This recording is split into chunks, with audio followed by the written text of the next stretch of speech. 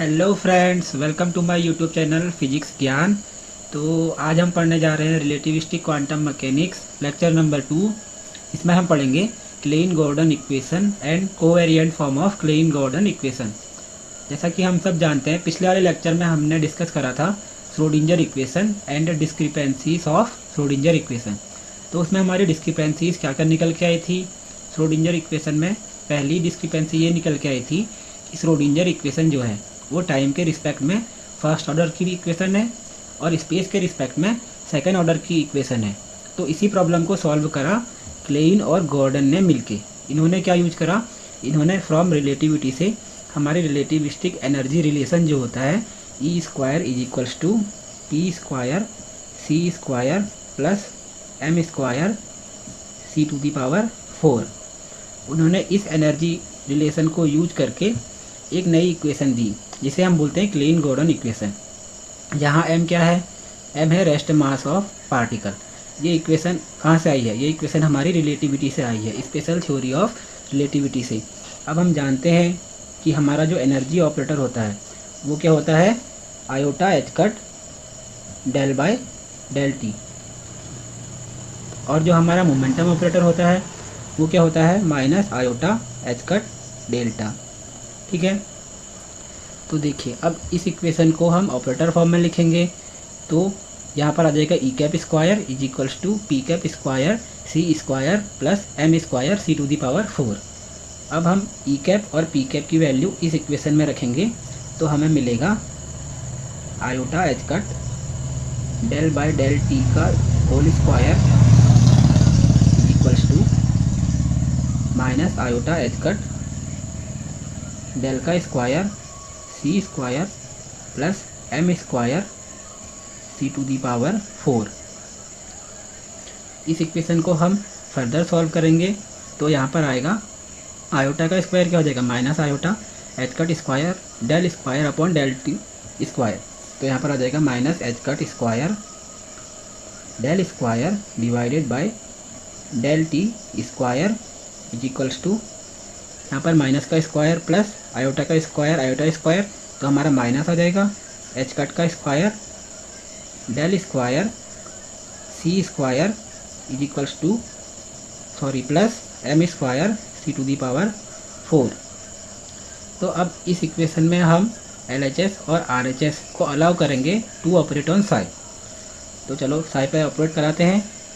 तो हमारा आएगा minus H cut square del square psi by del T square is equals to minus H cut square, H cut square आएगा, H cut square C square del square psi plus M square C to the power 4 psi. ठीक हो गया। अब हम थोड़ा इसका simplify करेंगे। Simplify करने के लिए हम both sides H cut square सी स्क्वायर से डिवाइड कर देंगे। तो यहाँ एच कट स्क्वायर सी स्क्वायर से डिवाइड करेंगे लेफ्ट हैंड साइड में, तो एच कट स्क्वायर से एच कट स्क्वायर कैंसिल हो जाएगा और हमें मिलेगा minus 1 upon C square del square psi upon del T square is equals to H cut square C square से एच कट स्क्वायर सी square cancel हो जाएगा, minus del square psi plus यहाँ करेंगे एम स्क्वायर बचेगा, M square ऐसे ही रहेगा, C to the power 4, C to the power 2 से कैंसिल होगा तो सी टू दी पावर 2 बचेगा ऊपर और अपॉन में आ जाएगा एच कट स्क्वायर साई। ठीक है, ये इक्वेशन हमारी आ गई। अब हम इस इक्वेशन को रीअरेंज करेंगे। RHS में जितने भी टर्म हैं उन्हें हम LHS में ले आएंगे। ठीक है, तो हमारा आएगा del square minus 1 upon C square del square upon del T square minus m square C square upon h cut square of psi is equals to 0। ठीक हो गया। अब जो हमारा डी एलम्बर्टियन ऑपरेटर होता है जिसे हम एक स्क्वायर बॉक्स से रिप्रेजेंट कर सकते हैं, इसे हम बोलते हैं डी एलम्बर्टियन।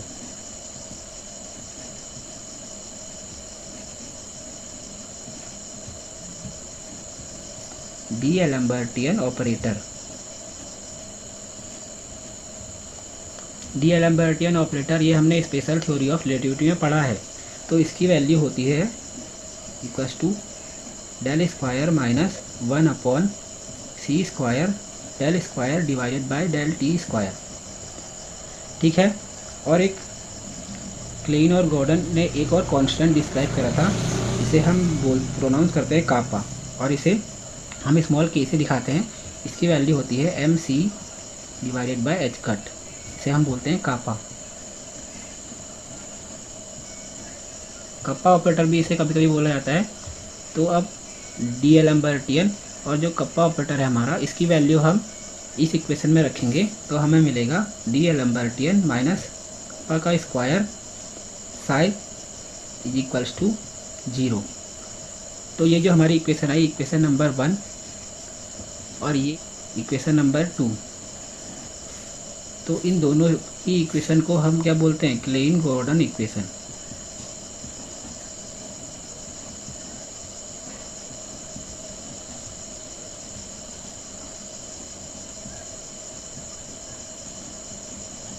जो इक्वेशन 2 है वो इक्वेशन फर्स्ट की कॉम्पैक्ट फॉर्म है, बस बाकी ये दोनों इक्वेशन सेम ही है। इन दोनों इक्वेशन को बोलते हैं क्लेन गॉर्डन इक्वेशन। अब आप क्लेन गॉर्डन इक्वेशन में देख सकते हैं जो हमारा स्पेस है उसके रिस्पेक्ट में भी इक्वेशन जो है सेकेंड ऑर्डर में है, और जो हमारा टाइम है उसके रिस्पेक्ट में भी इक्वेशन हमारी सेकेंड ऑर्डर की है। तो इससे हमारी एक प्रॉब्लम जो श्रोडिंगर इक्वेशन में थी कि स्पेस टाइम को इक्वली ट्रीट नहीं किया जा रहा था, तो वो इक्वेशन हमारी क्लेन गॉर्डन इक्वेशन में से सॉल्व हो जाती है। तो इसके बाद हम देखेंगे covariant form of Klein Gordon equation. तो हमने अभी क्लेन गॉर्डन इक्वेशन जो डिराइव करी थी वो है del square minus 1/c² del square divided by del T square minus m² by h cut square psi is equals to 0। अब हम जानते हैं जो हमारा डेल स्क्वायर होता है उसकी वैल्यू क्या होती है? Del square divided by del x square plus del square divided by del y square plus del square divided by del z square.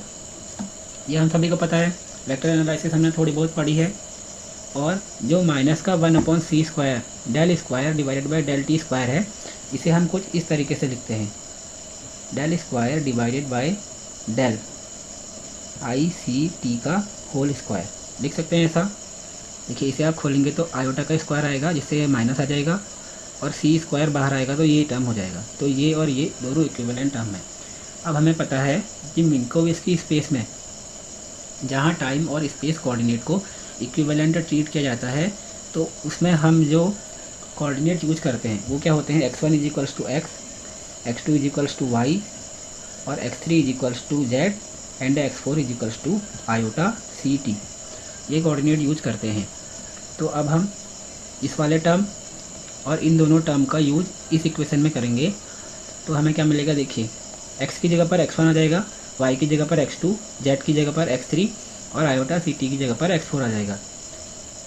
तो हम इसको इक्वेशन नंबर 3 में पुट करेंगे तो हमें मिलेगा del square divided by del x1 का square plus del square divided by del x2 का square plus del square divided by del x3 का square plus del square divided by del x4 का square minus, अब ये देखिए m² c² upon h cut square, इसको हम क्या लिख सकते हैं? Kappa square psi equals to 0। ठीक है यहाँ तक। अब ये देखिए ये जो चार टर्म हैं इन्हें हम इस तरीके से लिख सकते हैं, summation of mu is equals to 1 to 4 del square upon del x mu का स्क्वायर। लेकिन हमें पता है जो आइंस्टीन समेशन कन्वेंशन होता है उसमें हम ये जो समेशन का टर्म है इसको क्या कर देते हैं? इसको हम ओमिट कर सकते हैं, यानी कि इसको लिखने से हम बच सकते हैं। आइंस्टीन समेशन कन्वेंशन में इसे हम नहीं लिखते हैं। तो हम इन चारों को लिखेंगे del square divided by del x mu का square minus kappa square psi is equals to 0। ठीक है। और स्पेशल थ्योरी ऑफ रिलेटिविटी में हम जो ये ऑपरेटर होता है हमारा पार्शियल डिफरेंशियल ऑपरेटर, इसे हम सिंपली डेल से रिप्रेजेंट कर सकते हैं। जो del upon del x mu है, इसे हम डेल म्यू से रिप्रेजेंट कर सकते हैं। तो हमारा जो del square upon del x है म्यू का स्क्वायर, ये क्या आ जाएगा, डेल म्यू स्क्वायर आ जाएगा। देखिए ये कोई कॉम्प्लिकेटेड चीज़ नहीं है, बस इसका मतलब ये है, जैसे डेल वन कहीं पर लिखा है तो इसका मतलब है del upon del x one, और एक्स वन का मतलब आपको पता ही है कि एक्स होता है डेल एक्स वन का मतलब।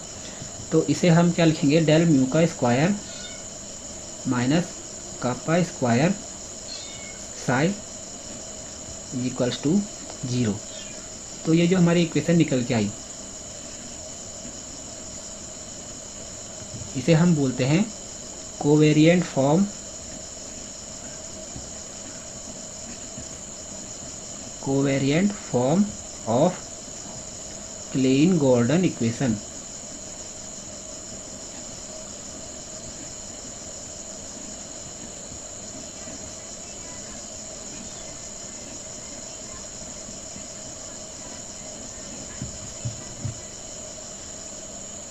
तो ये हमारी क्लेन गॉर्डन इक्वेशन निकल के आ गई। होप करता हूँ आपको ये वीडियो समझ आई होगी। मिलते हैं किसी और लेक्चर में, तब तक के लिए थैंक यू सो मच।